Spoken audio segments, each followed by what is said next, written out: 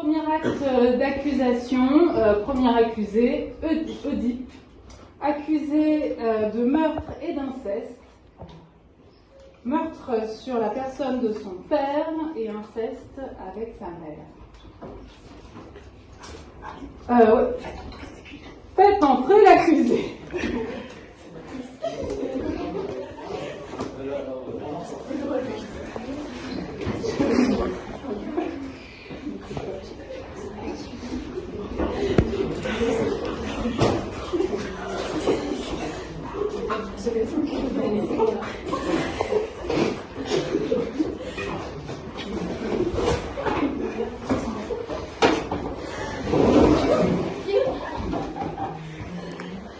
Donc Oedipe est accusé d'avoir tué son frère et épousé sa mère. Monsieur l'avocat général, messieurs les avocats généraux, vous avez la parole pour vos réquisitions.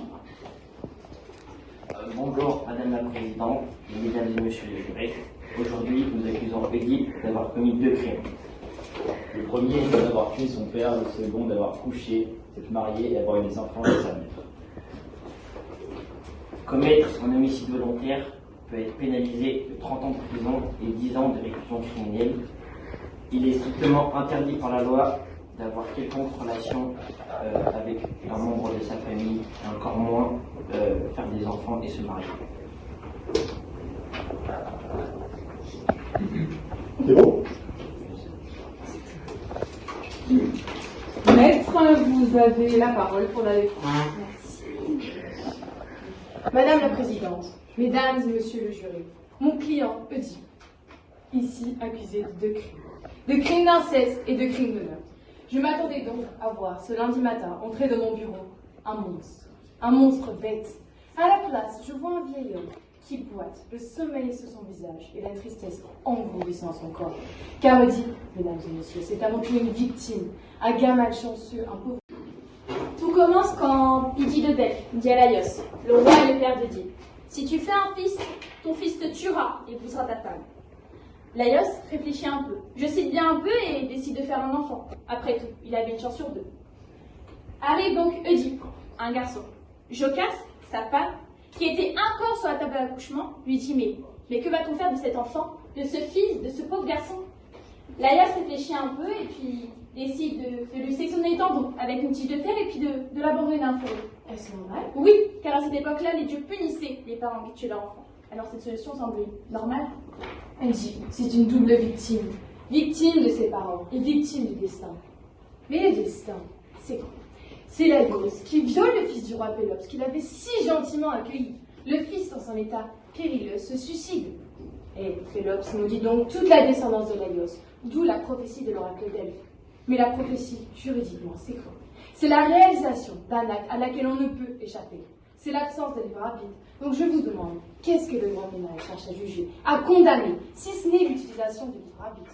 La prophétie est une cause de non-responsabilité pénale. Oedipe est également accusé de lèse-majesté. Mais il demeure encore une fois victime. Madame la Présidente, Messieurs et Mesdames du jury, j'aimerais que vous mettez dans la peau de mon client pendant les minutes qui suivent. Il fait sombre, il fait froid. Oedipe est perdu. Oedipe qui avait récemment appris l'existence de la prophétie. Fuyez ces atrocités qu'il ne voulait pas commettre. Fuyez ces personnes si gentilles à son égard. Fuyez son destin. Revenons à la scène du crime. Oedipe arriva avec son char, un char rempli, un pont qui mettait les gens à ses bras pour le traverser dans un très grand danger de mort, car les ravines qui le tenaient se cassèrent très facilement. Arrivé au milieu, Oedipe voit au loin un autre char arriver. Une fois le char au même niveau que lui, un homme cria « Retournez » car il n'y avait pas de place sur 2. Oedipe contesta « Je serai au péril de ma vie », lui dit-il. Encore une prise de contrôle sur la vie d'Oedipe. Oedipe refusa, mais avant même qu'il ait le temps de négocier, de émettre quoi que ce soit.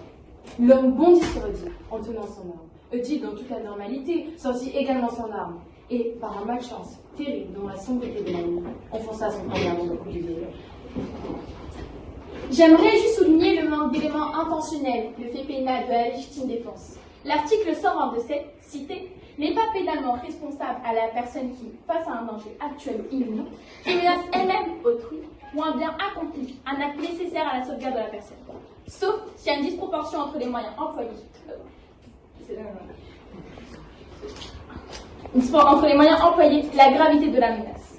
Oedipe a donc agi dans les cadres de cet article.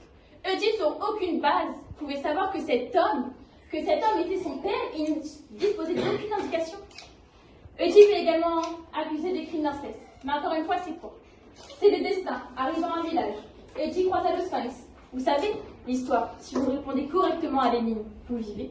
Si vous répondez faussement, vous mourrez. Encore une prise de contrôle sur la vie d'Oedipe. La récompense donnée par le village était la main de la reine.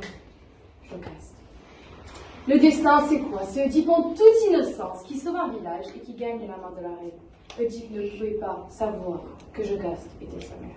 Jocaste, par contre, le savait forcément, car elle ne s'est pas dit qu'après 4 ans, Tiens, vous avez la même tache de naissance que mon mari. tiens, vous avez les mêmes yeux. Tiens, vous avez eu le même âge. Jocaste feignit son innocence. Je vous dis donc que Jocaste ne s'est pas suicidée, car elle a pris au sang sucré. Elle s'est suicidée, car elle craignait le regard des autres. En conclusion, je serai très bref. Madame la Présidente, Mesdames et Messieurs le jury, ne privez pas un homme de sa liberté pour sa malchance. Ne privez pas Antigone de son père pour son destin, tout tracé à l'avance. Merci.